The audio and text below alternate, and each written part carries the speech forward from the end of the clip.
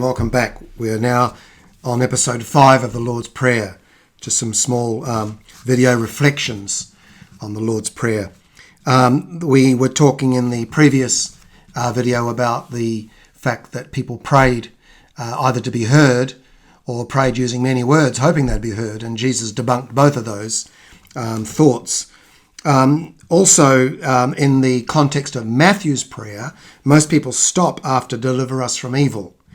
In regards the prayer itself, which of course is correct because that's where the prayer stops. But the context actually is it's part of the prayer being expanded.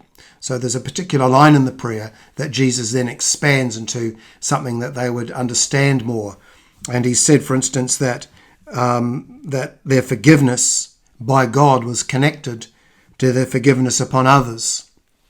And it reads fairly plainly that unless we do, he doesn't. I mean, we could argue all day whether he can't. That's not the point.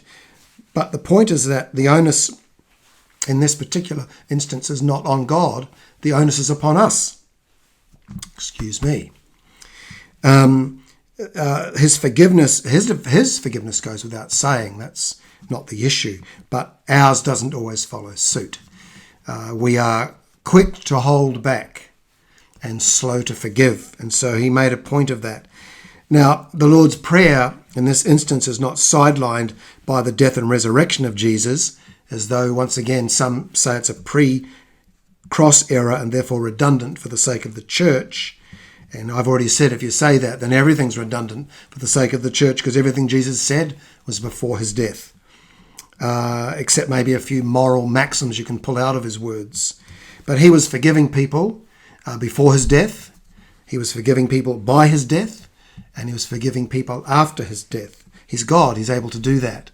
But the point here in the Lord's Prayer is that Jesus reminds us that that prayer in some ways becomes of no value whatsoever unless we actually practice forgiveness. So the practice of forgiveness is a very big and a very important issue. I'll leave that thought with you today.